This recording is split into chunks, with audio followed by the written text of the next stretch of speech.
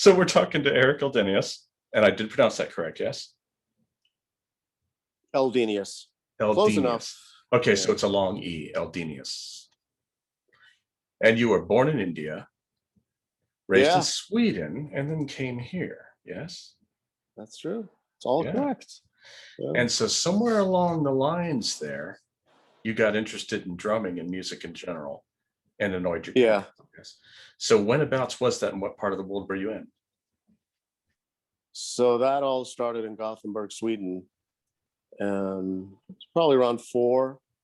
I started annoying my parents earlier than that, probably, but it was the typical drummer story, like you find all the pots and pans in the kitchen and all the chopsticks and everything just went flying everywhere because, I was pretending to be fucking, animal from the Muppet Show or something. Right. And somewhere along that timeline, they probably figured out that, okay, this crazy boy is probably interested in playing the drums. And we had some other friends growing up where I'd just been over to their houses to sit down and try to play some of their drums. And I guess there was some sort of natural rhythm that I was born with. And so they luckily got me a set of drums early on. And I was lucky because we had a basement in the house that I grew up in. So at least they could sort of, lock me down there and like, all right, do your thing without, driving the rest of the family crazy. Right. So that was, it was probably around the age of 4. Yeah. So that's how that happened. And then you came to America, and at some point in time, you started playing for Billy Idol.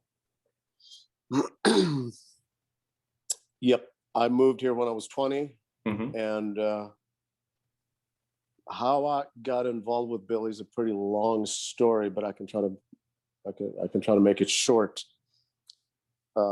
Shortly after I moved here, I was like 22 or something, I had met Keith Forsey, who was Billy's, longtime producer. And I had gotten a job with this other artist that Keith was producing. And we never really went on tour. We just kind of stayed in town. It was almost like a development artist where we rehearsed a lot. We would write together, do some gigs together, party together. It's like it became that kind of a thing for a few years. Yeah. And so naturally, I became really close friends with Keith. And get rid of that. And he kind of he brought me in on a bunch of other projects that he was producing. So I kind of became his drummer, so to speak. And through him, I met Brian Reeves, who ran the Jungle Room recording studio. And Brian had been involved with Billy for a very long time as well. So through Brian and Keith and, meeting Georgia Moroder and Harold Faltermeyer, all those guys that have sort of worked with Billy in one way or another, it became this little incestuous clique, if you will. And I was lucky enough to work with all of them, and that led to Donna Summer and Cher and all those people later on. But I remember I must have been 22 or 23. Keith telling me like, "Hey, we're going to start recording some new material with Billy." I was like, "Wow, that's cool," because I think around the time, I shouldn't say that that had been sort of off the radar, but I know that he had certainly been off the road for a while. And I remember I was being at soundcheck for one of the gigs that we did with this artist Nick Frost that Keith was producing, and he just kind of was like, "Hey, Erik, you want to come in and play some drums next week for some new Billy Idol recordings?" I was just like, "Oh my God, this is incredible." I've been a big fan. My sister was listening to a lot of his music growing up. So that's the first time I met Billy, and that luckily went well. And that would start to happen periodically. Every other year or so I would get called into like, "Oh, we got a couple of new songs to do." And then back in 2011, 2 kind of important recording sessions took place that year.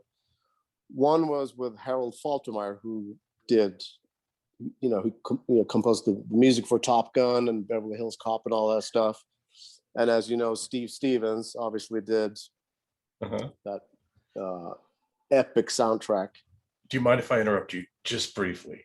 The reason why we're laughing in our response when you said Top Gun is we were just talking about that movie with the bullshit about the flat spin of an F-15 that's all a lie. But anyway, that's more than I know.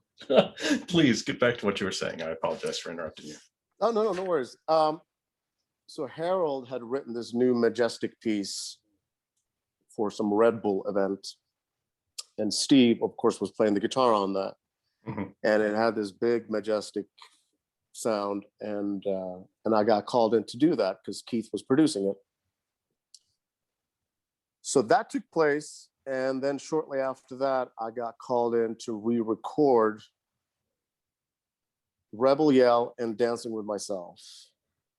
They wanted to make brand new recordings that sounded exactly like the original, which of course is difficult to do. And especially, for Billy and his voice, which has gotten a lot deeper over the years.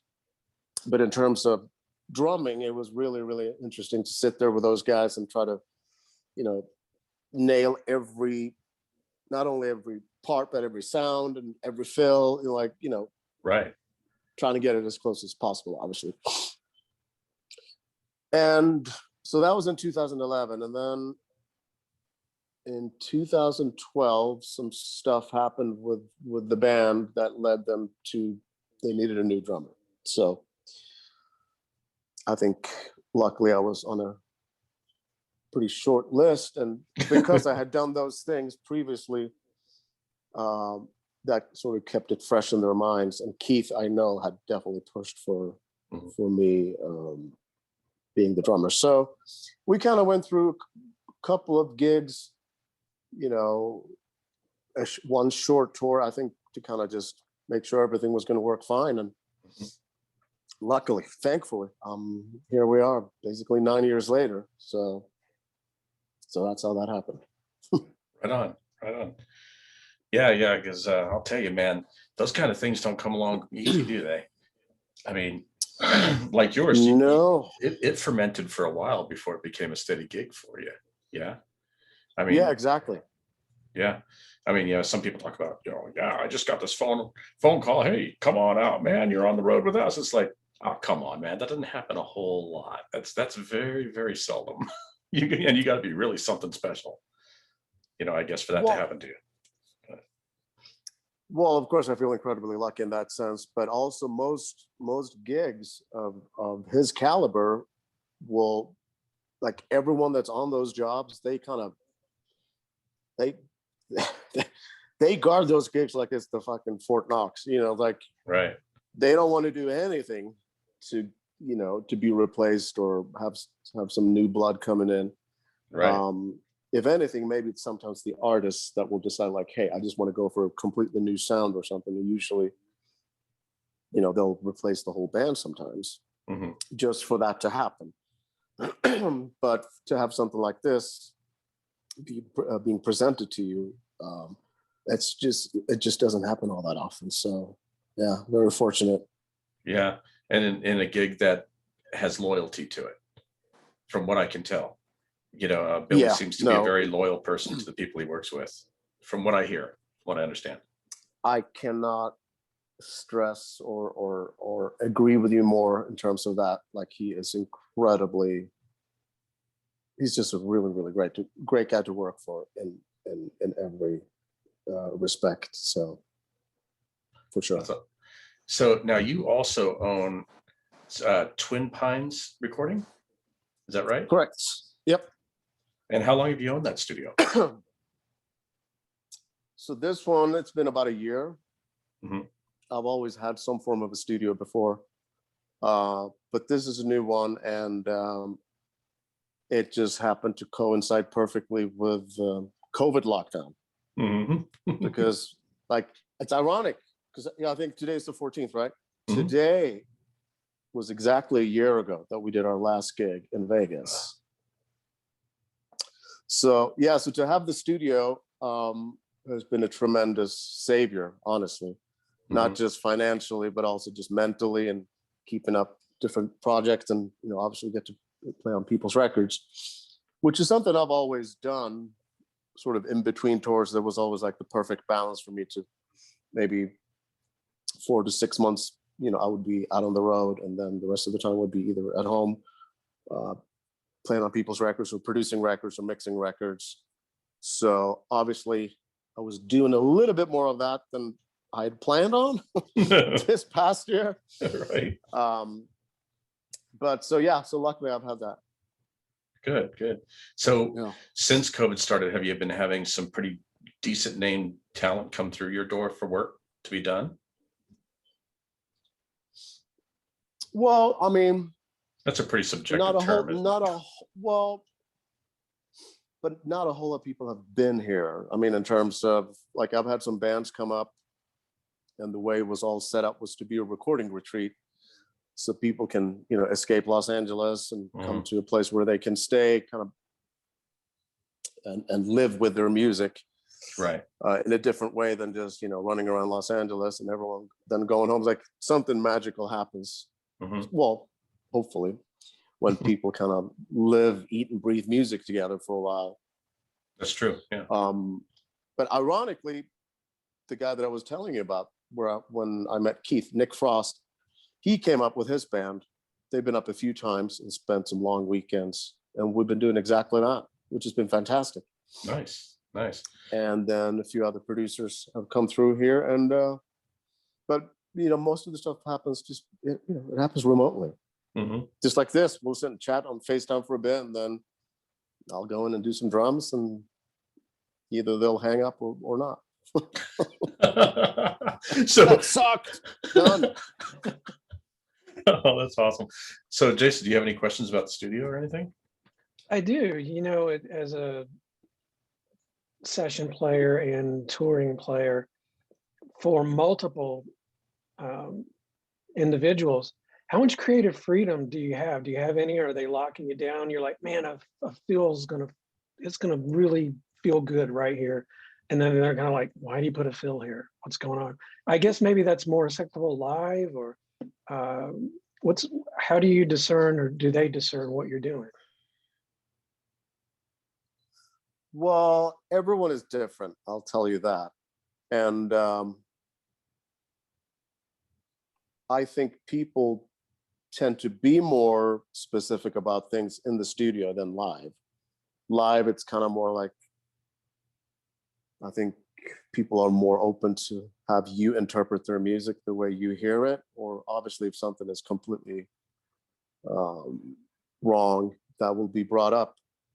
But listen, I work with all kinds of people in terms of, I would say that at this point, most people that do want me to play on their records, they hire me to be me. And so again, of course, you can talk about parts and sounds and stuff like that, but it never really gets super nitty gritty like that. I mean, there's a couple of people maybe, excuse me, where that's happened, where they can get very, the reality is, and I'm not saying that people should always know what they want, but it almost seems like the people that get more and more specific about things are usually the people that don't really know what they want. So it's that weird dichotomy of people trying to sort of control the process, but at the same time, they still don't know what they want. So you can sit there and do a bunch of takes, and by take 3, you kind of like, well, are we any closer? It's like, has your GPS tried to figure out anything that you like at this point? It's like, where are we going with this? And luckily, thank God, this doesn't happen very often. It happened more when I started out. It would just be, you could get a response like, yeah, no, I don't think we got it yet. Yeah, no, it's not what I'm hearing.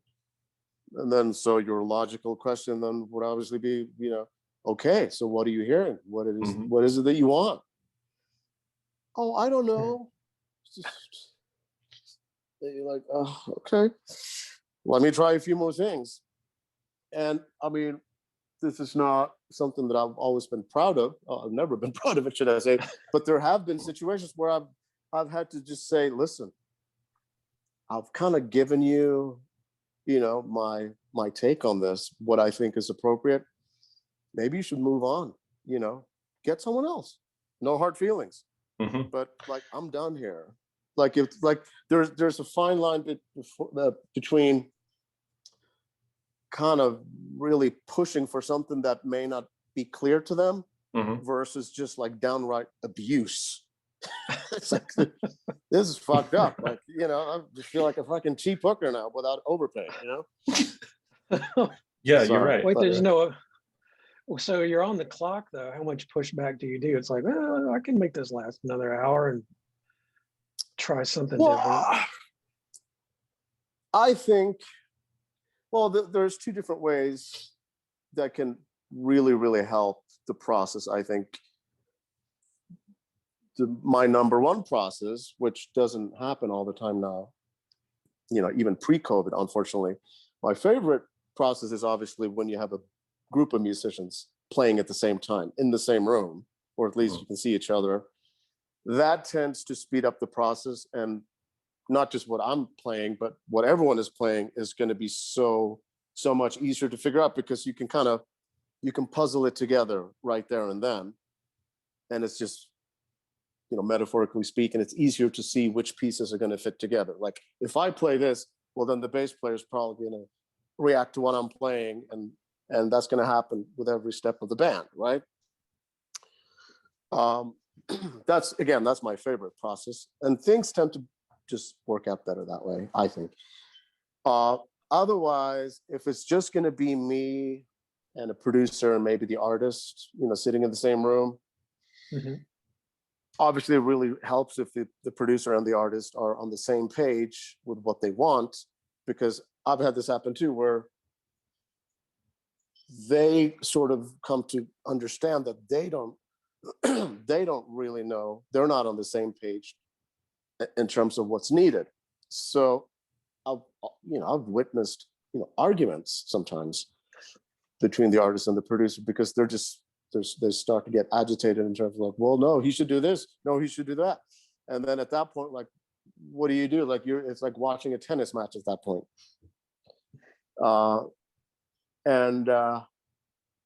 So that, I would say, is the least favorite process.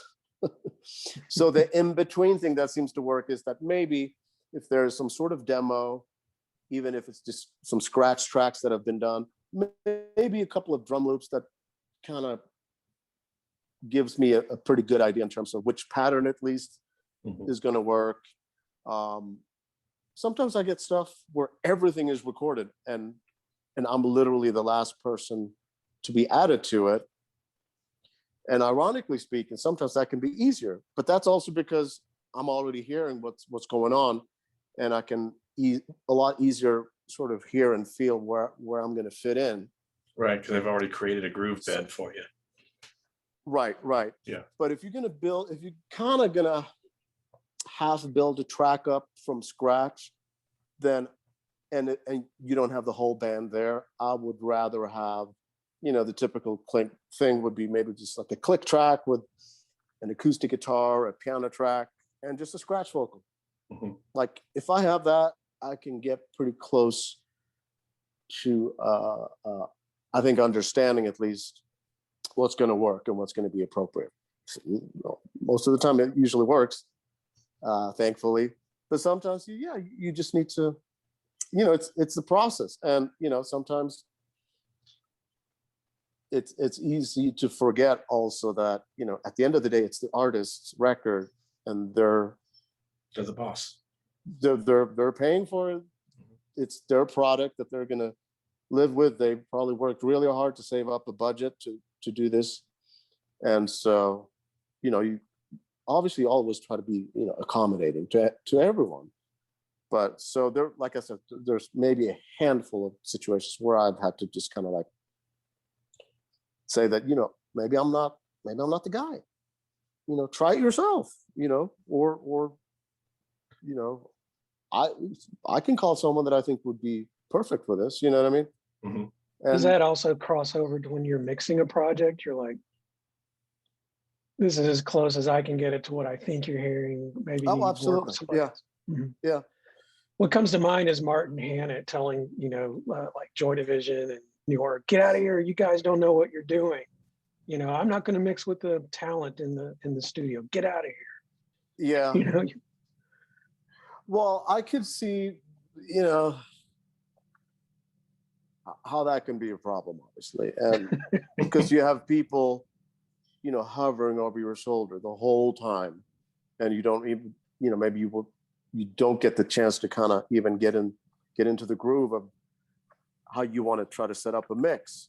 Because there's always, oh, no, that's too loud. Oh, no, we need more high end on that. Or that's too compressed. Or, oh, that's too much reverb.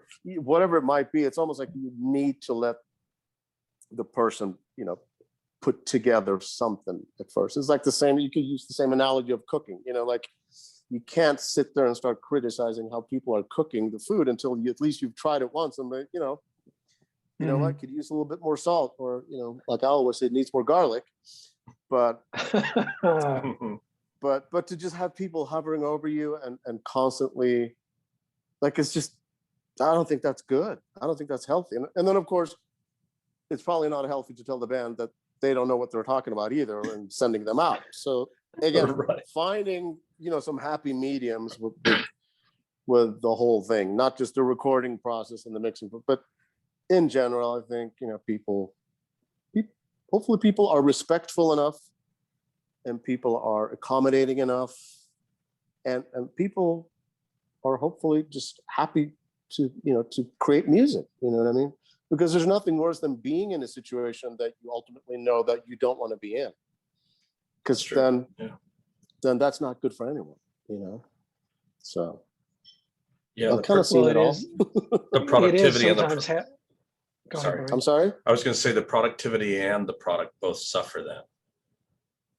If the players aren't comfortable and you're not happy and you can't meld, and it's funny because what you're talking about, even on a very, very low level of just people in the garage that want to get together and put together a 4-song demo, the bullshit that they go through together in the studio never stops. I mean, that stuff goes on way up at the multi-million-dollar mark, even, of people bickering and bitching. The bass should be a little louder there, and no, man, I hear the cymbal and you're drowning me out, and you need to bring, maybe we can just fucking put that in there or some bullshit, But that strife is always there in that creative process, at least from what I've seen.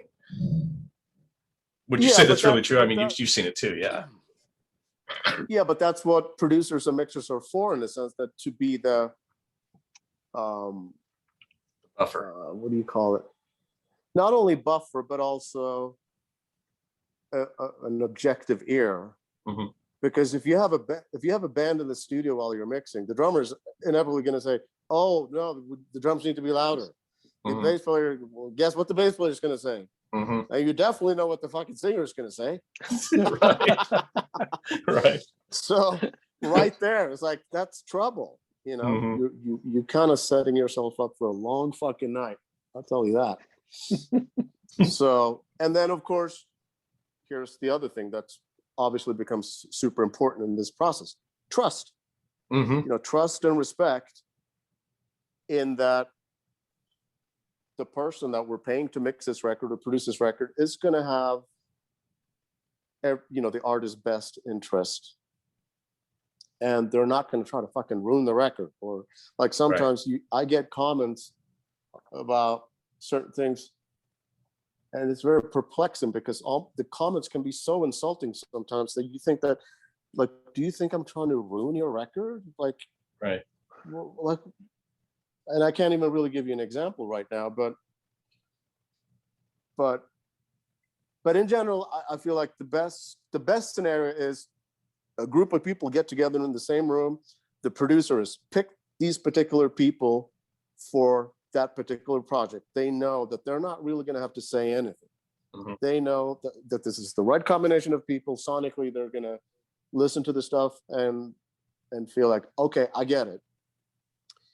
And again, hopefully the artist is trusting enough of the producer to make these choices. because it was heartbreaking. Like a few years ago, I made this record. I wasn't producing it, but I got called in, and it was a wonderful cast of people, bass player and keyboard player and all this, that I find to be some of the best in the world. And we had a wonderful time in the studio recording with this. The artist was singing and playing guitar.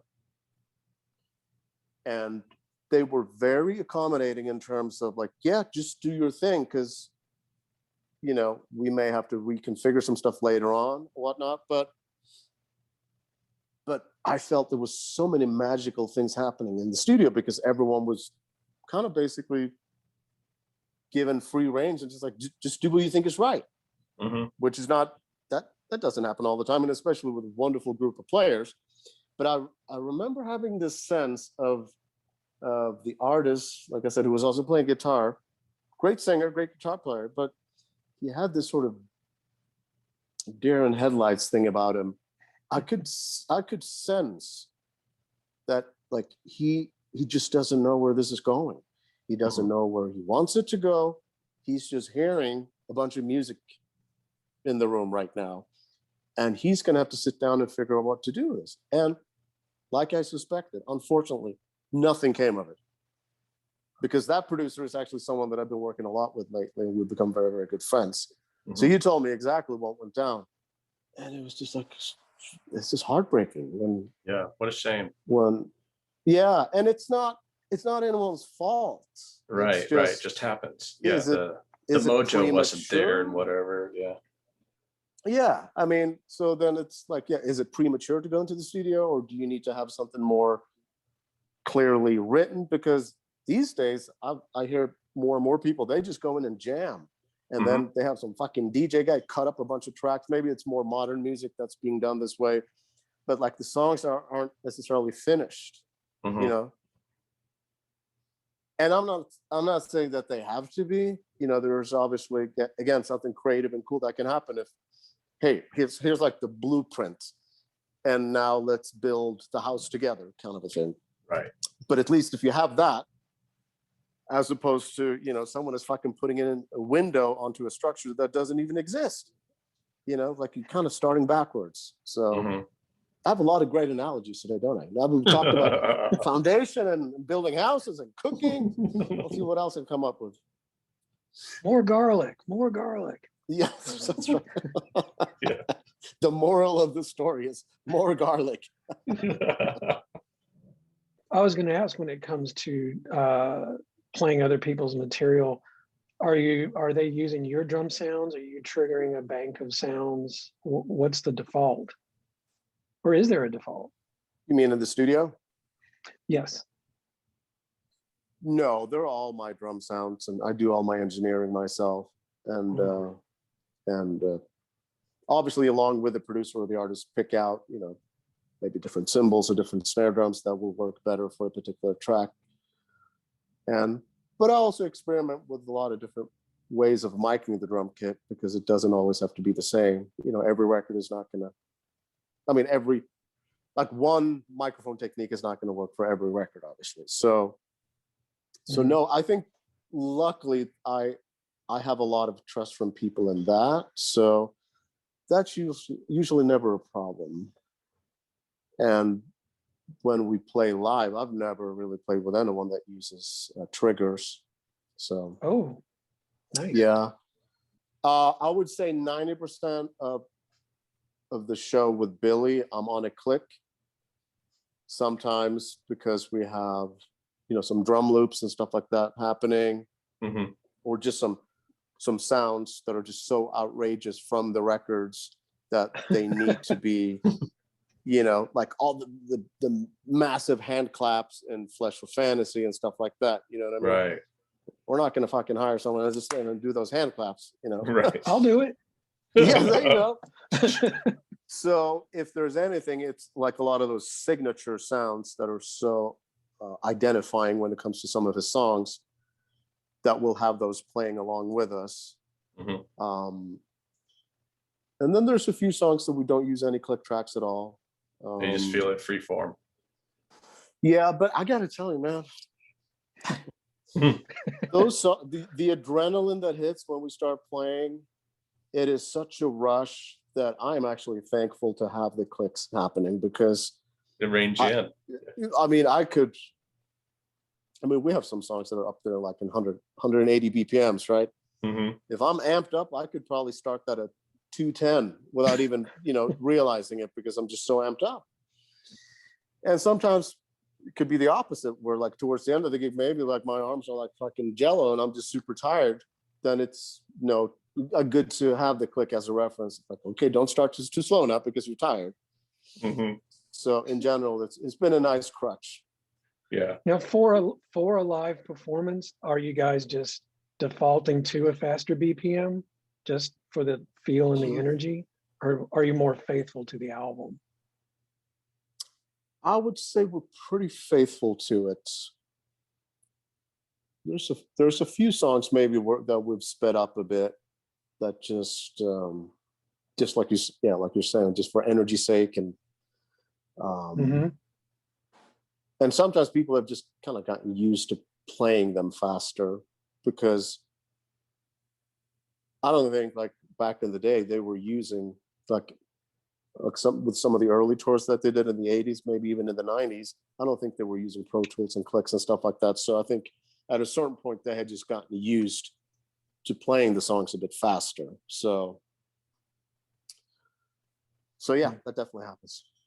Yeah, and having performed myself, not to your level, obviously, but being a performer, you find that certain songs don't translate well live at the BPM that they were tracked at.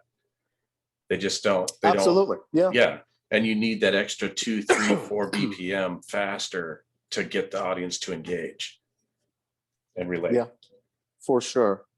And again, it's not just the audience; it's the band too. We all have the adrenaline. So sometimes it just feels like it's dragging.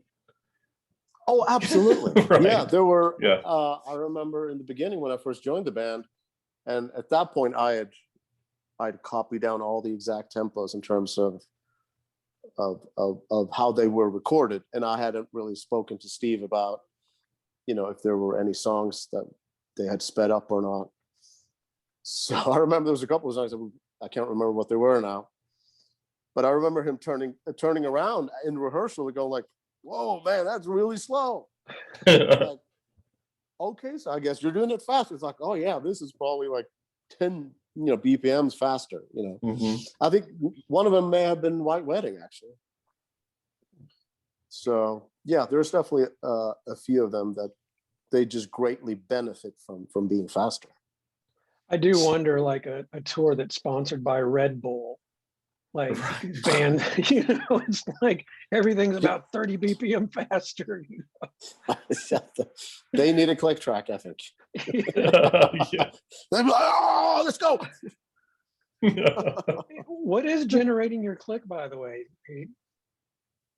What are you guys using? And is it timed to the light show, I guess, or what's going on?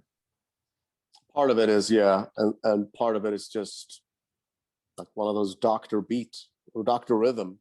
One thing that I miss with what's with music today is that everything's a download, or everything's electronic, and you don't get the liner notes. You know what I mean? Yeah. So you can't read all that cool stuff that you used to like to learn about that album, and where it was recorded and who did what and what they played. All that shit's gone. And that's such a good point. Yeah. That was such a huge part of growing up, learning how to play and listening to records, who played on this, where was it recorded, just like who mixed it. But I read something, I don't know if they started doing it. I read that, I don't know if it was iTunes or Spotify, that they were going to start having the credits be available. I don't know where exactly, but it would be somewhere you can click on it next to the title of the song or something, where it would just say credits, and at least you could find out some of those things. Because you're right, that sucks. Yeah, I know some artists have been releasing their digital albums with what they call a digital booklet attached to it, and it comes as like the extra track. Right. Yeah. Yeah. And that you'll have a lot of information in there, of course. But yeah, in this day of and age of people consuming singles, that really doesn't help the artist much, you know. That's a whole other topic, and I don't even really want to talk about it because it's so depressing. Isn't that the truth? Yeah. Yeah, But, Pink Floyd went through that. They complained about their albums are one track to them, because it's all conceptual, and they fought and lost. I think they went against Apple, and like, we don't want you selling just a track from an album, but like, the whole we shouldn't talk album. about it. It's Right. It's bad news. Yeah, because I mean, that the amount of time and effort and passion that went into putting together side A, you know what I mean? That's long gone, the sequence of songs, the spacing between songs, and like all of it, like part of that magic is just gone, and I'm just as guilty of it. I'm sorry. Like, it's just, it's not to say that it was a power that was given to you and you can't reject it. You know what I mean? It's kind of like that, Yeah. Unfortunately. Yeah, and you kind of feel bad for it, but at the same time, I mean, I'm guilty too. I mean, I like Bruno Mars. I'll be honest and just tell people I like Bruno Mars, but I wouldn't buy a whole fucking album of Bruno Mars. That would drive me nuts. I'd be going by the end of the album. Right. Yeah. But 2 or 3 tracks, I'm down. Yeah. So yeah, I'm guilty. What are you all gonna do? hypocrites. So well. We're all hypocrites. Yeah. We are. I don't know how else to say it. Yeah. It's just, it's too available, everything. Like, it would require a lot of restraint and a lot of discipline. What were you gonna say, Jason?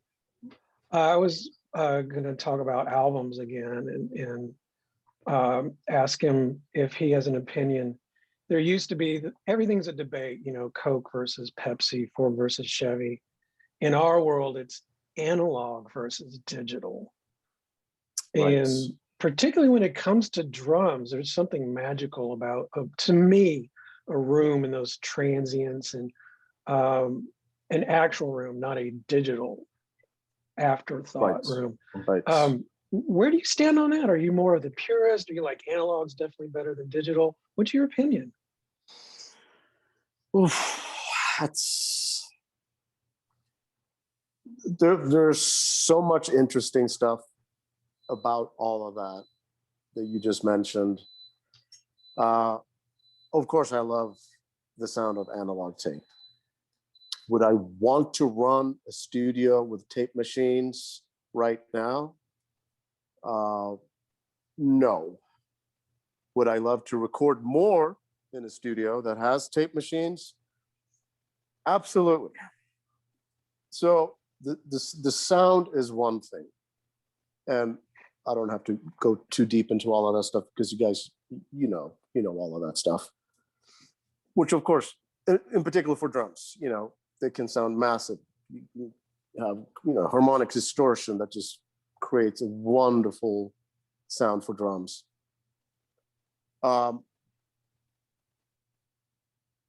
The thing that I like analog tape the most is that you tend to play a lot better.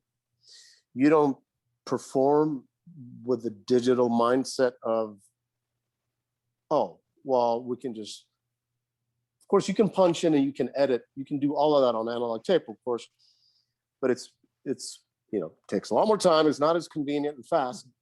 But I think it's a mindset thing that happens where if you track analog tape, especially with other people, everyone is going to concentrate a little bit more. Everyone is going to commit a little bit more. Everyone is going to dedicate themselves to the take a little bit more, versus always having in the back of your mind that, oh, fuck, I made a mistake. Well, we can just take that from the previous take. Mm-hmm. We'll just playlist that, or we'll take that from another bar. Like, okay, yeah, you can do that, but I think I can only speak for myself, obviously, but I've definitely talked to a lot of other musicians about this too, and they all feel the same way. Is that it's like more like it's do or die. It's analog tape, and you're playing together. If you're the one fucking up, man, you don't want to be that guy, because now we all have to do it again, right? And even just to fucking sit there and listen to them fucking rewind the tape, is annoying after a while. It's like, oh my God. How many more So- times we have to listen to this fucking song? Right, right. And so I appreciate both at this point. And I think I've created a hybrid kind of both. Well, I have a lot of outboard gear, a lot of things with tubes, a lot of things that will create harmonic distortion. Use a lot of ribbon microphones. So I can kind of create a more analog sound, but still have the convenience going through really good converters and print into Pro Tools without having to have a bunch of fucking, plugins to save the day afterwards. I think my goal is always that to print a sound that basically I should be able to walk away from this and have that be the mix. That's maybe a slight exaggeration, but my point is you make choices along the way where you commit to certain things in the analog world that people just don't do. And then of course it's the whole other argument of like pretty much fucking anyone can make a record in their bedroom with a laptop. And that can be a great thing, but so again, I guess it all depends on, a lot of it depends on what type of music it is. If you're playing, 60s rock and roll or jazz, well, chances are you want to play all in the same room and record to tape. But, if you're going to make the next Billie Eilish record, then you don't have to. Billie Eilish, not Billy Idol, Billie Eilish. There's still that thing. There's that, with analog, you got to do it right, and so piggybacking on what you were saying, that's that mindset of going in there and do it right because you don't want to be the asshole. And in some ways, Disappear there again. You're back. in some ways too, the working analog versus digital, you're almost more creative, I think, in an analog world because there's not 300 ways to get to that point. And sometimes I know I'm guilty of like, gosh, which plug-in do I use to get what I'm hearing? It's like, oh, I'll try this other one next. It's like, just commit and move on. And analog does that. Like you were saying, Erik, it's you commit and you more get it right in fewer tries. But I don't know that you get a better performance. I think you may get more. It's the honesty. mindset. Yeah, it's I think it's a combination of all of it, to be honest. And I think it's also very individual and subjective to how you approach it.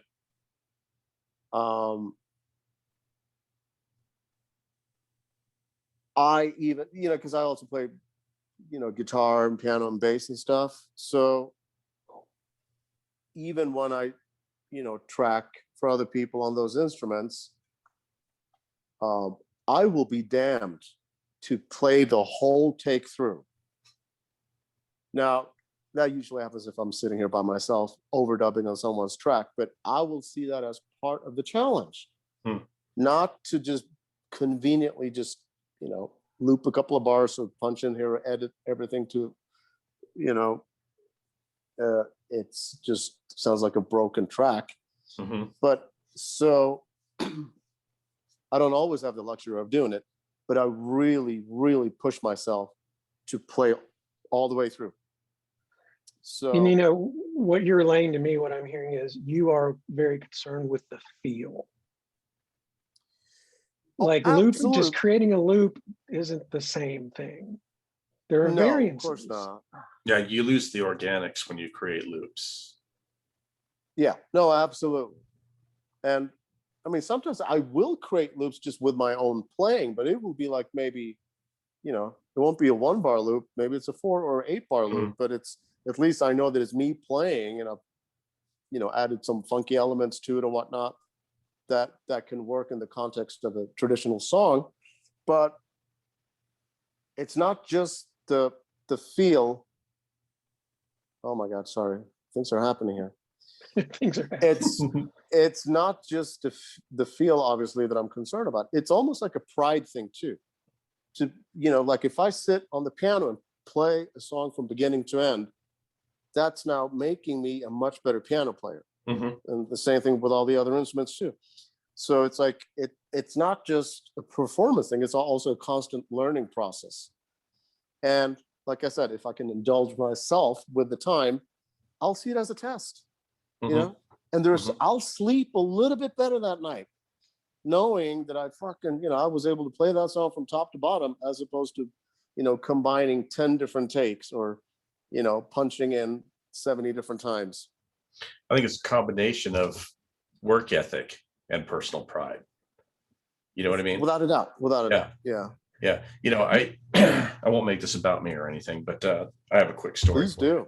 Oh, okay. Thank you. I like that. So I won't name the guy's name, but a famous guitar player that I have adored for years. And I finally had the opportunity to meet him. And I was playing guitar at the time, strangely enough. But he goes, "What did you just do?" And I thought he was interested in what I had just accomplished on the guitar. And so I played it again. And he goes, "Play that again." And so I did. And he goes, "Could you do it another time?" I said, "Yeah." So I played it again. And he goes, "Don't ever lose that." And I said, "What, the riff?" And he goes, "Fuck the riff. The riff's irrelevant." He goes, "What I'm talking to you about is anybody can do this." Meaning on a guitar, right? Anybody can move their fingers really fucking fast. What very few people can do is find a groove, set in that groove, and play that same groove consistently 4 times in a row. Right. And that of course, well, then I had to become the best rhythm player I could ever be. Screw leads, I'm going to be a rhythm player. Yeah. Yeah, because it's the work ethic and the pride kicked in then, right? Because you had that little push, and then I think we can probably all look back and hopefully have some of those memories where someone has kind of maybe saw some potential in us. Right. And just like, hey, let me fast track you by 20 years by telling you this. You're gonna hate me right now, but you're gonna thank me down the road when you're old enough to understand what it is that I just told you. So practice your patterns. Yeah. Erik, like when you are performing and that song comes up that you absolutely dread by that artist, like how do you put the energy into it for yet another night? It's like, oh my God, I hate this song. But hey, miles of smiles, and you still have to grind through it. Do you literally just kind of cruise through it, or you're like, no, I'm still gonna dedicate my emotional content to this track? Well, luckily, I mean, that's I can tell you right now, that's never happened with Billy, because I love playing all of those songs. There have definitely been maybe things in the past where, you just have to get through it. It's do you feel guilty that you don't perform with the exact same passion that you did on the previous song because you love it so much more?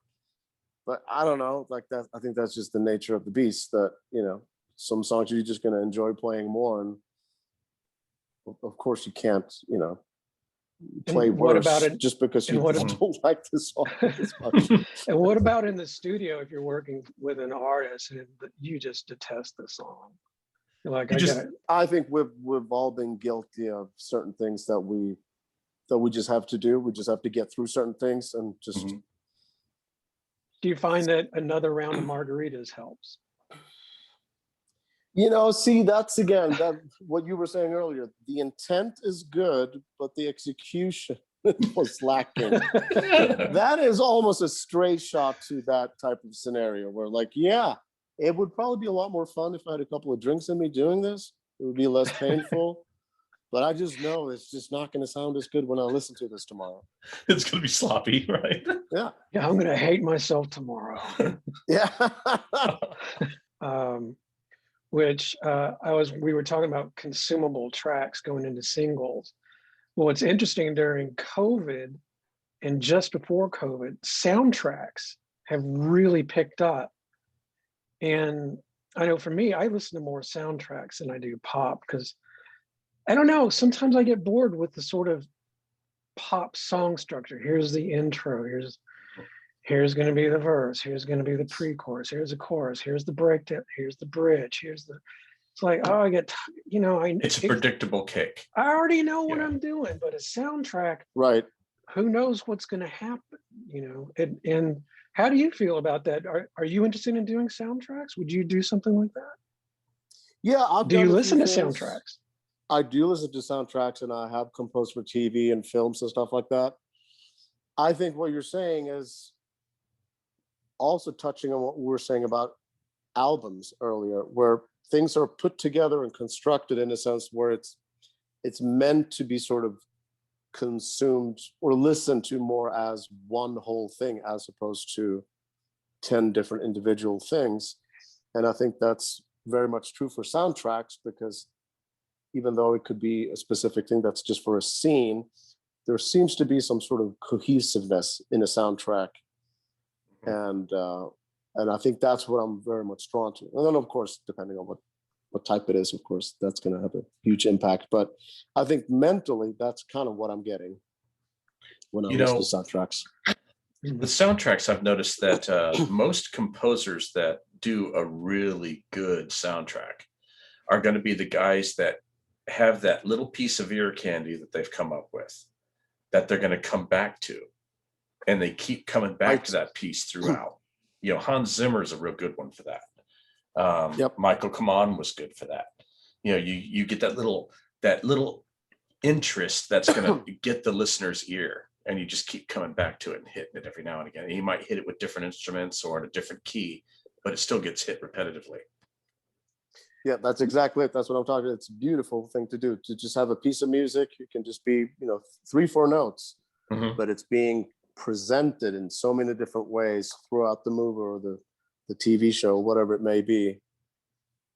A good example of that is, the movie City of Angels. Mm-hmm. For some reason, I can't remember the name of the composer right now. It's just that haunting line that keeps coming back in all these different formats. And it's just throughout the movie, it gets more and more and more intense. And by the end of the movie, it's the whole orchestra in it. And you're just like, oh my God. They're what selling started it to out you. as this tiny little thing is now blossomed into this massive presentation.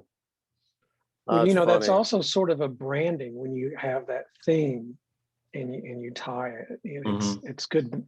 Becomes part of the brand. Mm-hmm. Yeah, yeah, sure. You're right. Yeah, and which is interesting. You mentioned Hans Zimmer, who I can't honestly, and the guy's obviously brilliant at what he does, but I wouldn't say he's good at writing hooks. He's so percussive heavy. He loves percussion, but as far as a hook, I can't. So you don't find his percussive phrasing to be a hook in itself. Interesting. Well, that's a good point, I guess. I think I would call it a pattern, not so much as a hook. Okay. This could open up a which conversation itself. Well, right, because I think drummers can write hooks. They can write hooks. Yeah. Look at go ahead. Look at Phil with "In the Air Tonight," right? Oh yeah, it's of course. One of the most famous drum passages of all time, and it is a hook. You hear that, you're absolutely. Like, you know exactly what song that is. Yeah. Yeah, or even Dave Grohl's intro fills to "Smells Like Teen Spirit." That's a hook. Definitely. Yeah, definitely. Are drum hooks, are they copyrighted? No. Like a riff, like a non-percussive instrument. I'm going to rephrase my answer. Because I think it's conditional. And I think Erik might back me on this one. Hopefully he does. Otherwise I'm going to look stupid. But drums. Well, you can edit that out. Right. Drums as a whole, a drum performance in a song is not copyrightable and protected by trademark under performance right organization rules.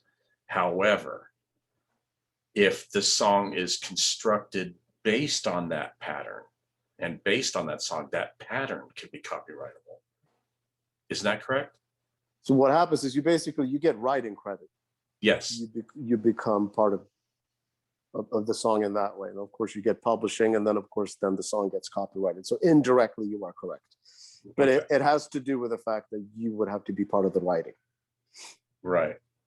So that's why you get your Tommy Lees and you get your, obviously Dave Grohl, because I mean, that guy's pretty much a genius for what he's doing, you know, and what type of audience he's trying to reach. You know what I mean?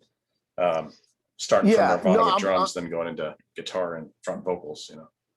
Right, but I'm saying in terms of an actual drum performance can get you writing credit if it's something that is so unique that it's being considered a hook or whatever. Obviously, Dave and all those guys that, you know, they started writing real songs on guitars and stuff, not this drum shit. No, but I think I'm wondering. I think my buddy Ken Aronoff said something about he played on some song and he was able to get writing credit for it because I can't remember maybe it was a John Fogerty thing or something, where it was such a unique thing that he was able to get writing credit for it. So yeah, and I would imagine if you're sitting in the room and you're working, you know, the band comes in and you're working out this really killer pattern of something that you've never worked with that band before, and the song starts getting built right then and there. Yeah, you know, like a Scott Rockenfield would be a good example of that. The type of guy, he could be playing a pattern, and then you just start playing along instinctively, you know. And then you're building a song. He's writing the tune, you know. It's kind of goes along with it. That's all. I guess that's always been a bit of a sketchy thing to subjective, yeah. To know, but I mean, I feel like, you know, if you're all in the same room together and you're starting to write a song, well, then you all have an equal split, you know. Very simple. But sometimes, you know, it's been a drag for drummers because if people tell us like, well, that's not a melodic instrument. You just been making a bunch of noise over there. You know, so it's almost like that has to be understood. And I've been in situations where you've had to say like, okay, the way we're going to start this is, you know, we all get a piece of this, an equal piece of this.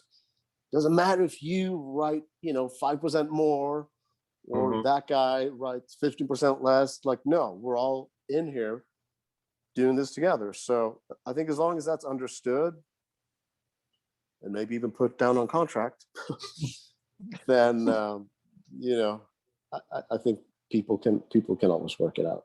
Yeah. But, you know, poor drummers, we always get the, you know, you're not really a musician, you're just a drummer. So that joke is just going to keep on going. I know, it's a terrible joke too, you know, because I'm a guitar player that services drummers, you know, through not the way you're thinking, but through my Jesus Christ, through my business. Okay. And glad you said that. But as a songwriter, because I write songs, but I have to write them based on working with a drummer. I need a drummer there. I can't do it like and I've tried where I just put like a pattern in. Well, I use Logic, but if I put a drum pattern in there, there's nothing to feed off. You know, I need the energy of the drummer live right there in the room, and preferably in the studio, tracking with me as well. You know, because that's where all the fire comes from, and that's where all the neat productivity comes from. You know. Yep. No, absolutely. It's again, it's like we've become so concerned about being perfect. You know, perfect rhythm, perfect tuning.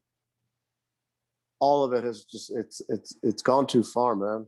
It's like there's no grit or dirt or oomph or anything that makes music sexy and sweaty.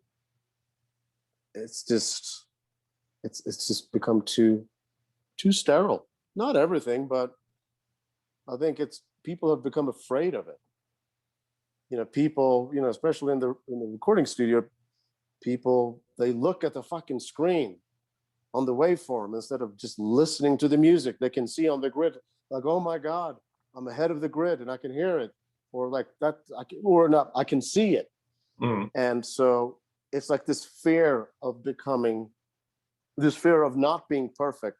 It's hindered so many wonderful creative musical performances because it's just people are operating out of fear and people are listening with their eyes.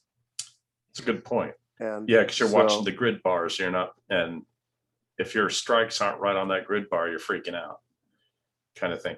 Yeah. You know, it's interesting because you're right. You're losing something because I remember it said many years ago, if you want to create energy in the song, push the beat. Mm-hmm. Be just slightly before the beat. You don't want to be right on one. You want to be slightly before one. That way it sets up the anticipation for that next fucking note. And then the person's minds, they're racing, they're into it. Yeah. But Well, if everything is perfectly on the beat, you lose it. Right? You lose that drive. The chorus. What's that? Pull the verse, push the chorus. I believe that's the appropriate equation. Yeah.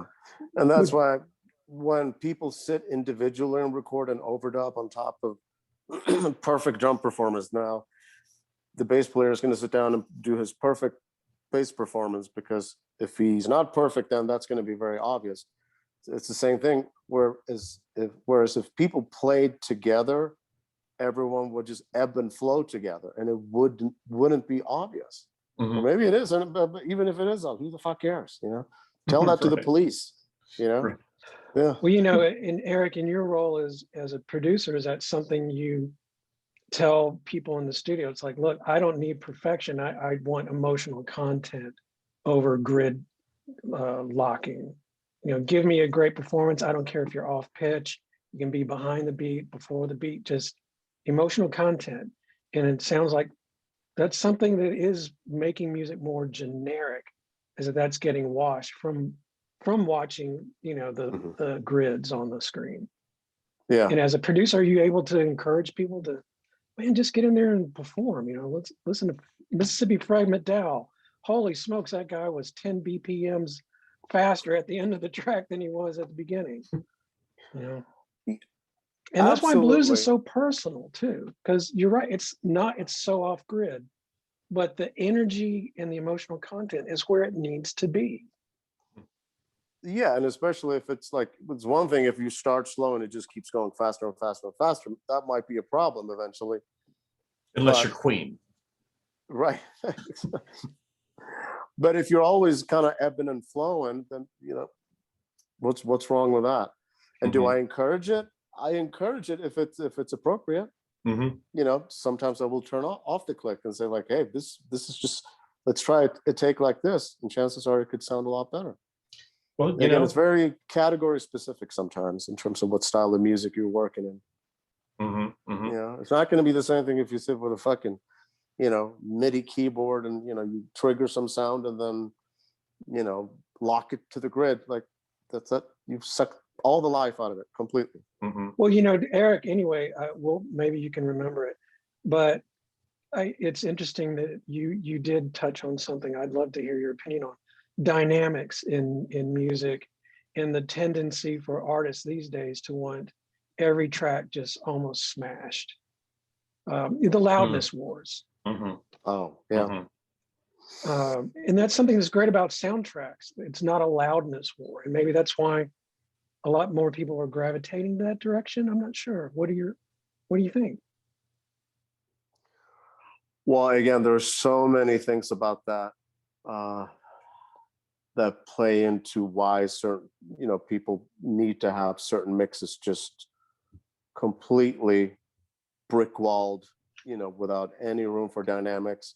Again, it's part of it, I think, is fear that when their song comes on the radio or on iTunes or whatever, if it's not as loud as the song before, it's not going to have as much impact, and it's not going to come across as sounding as good, which of course is kind of a ridiculous statement, but I hear that a lot from people.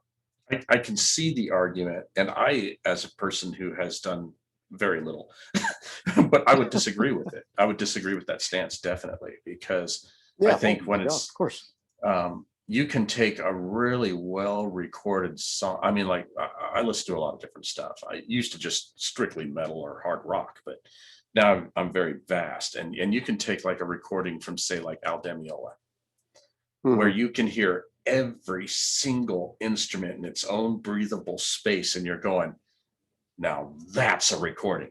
Then you take a band like Hell Yeah and stick them on, and it's just and you're just like, man, I feel spent by the end of the song.